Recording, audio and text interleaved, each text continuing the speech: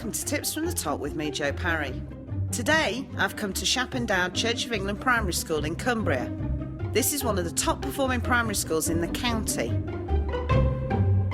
In this video, early learning teacher Vanessa Kelsall shares her top tips for getting the most out of school trips.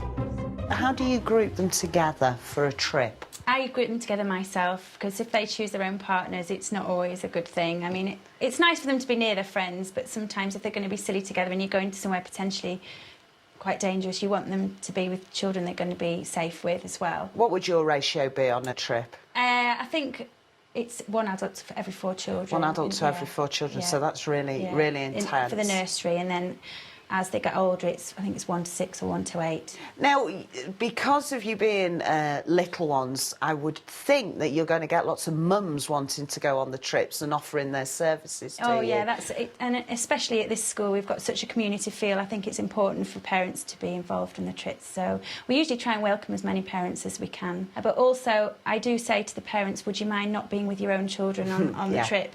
Because sometimes I know from my perspective of being a parent, behaviour is better if my child's not with me. Yes. And also from their point of view, if there was something happen on the visit, and they might automatically go and save their own child in the group. Yes. Rather than looking after the other children as well. The medical side of things, I know it's something we do have to deal with and can be a bit time-consuming.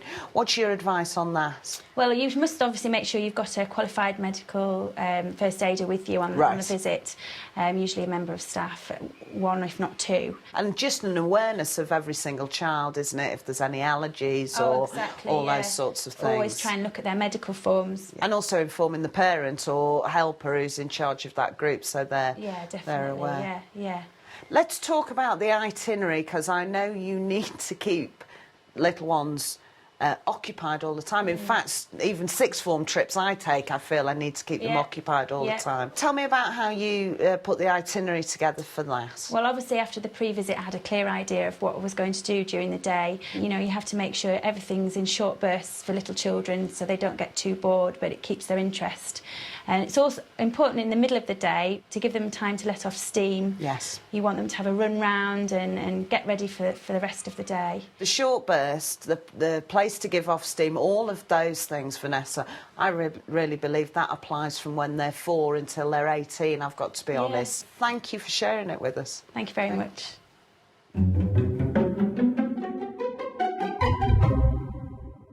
My tips for this are, firstly, I think you need to reiterate the learning objectives with the students. You know some of them will have lost sight of those, so make sure they've got those firm in their mind and they know what they're heading towards. I think to give focus to the trip, you will need to put some pre-prepared material together.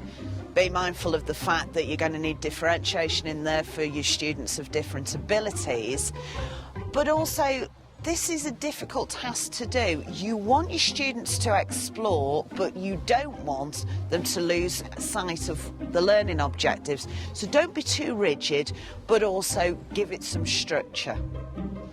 And then I think it's always really nice to have a member of staff, if you can afford to do this, that doesn't go around with a group. They're sort of a hub in your visits, and they will have times when the children can come back to them and discuss their learning, discuss the excitement about what they've seen, and maybe ask questions and answers, and that person will be really useful for getting them back on track again. And then finally, maybe on the coach on the way home, discuss with the students how the learning objectives have gone. Have they met those? What other things might they have achieved in addition? Get the excitement going, because you're going to need that excitement when you get back into the classroom.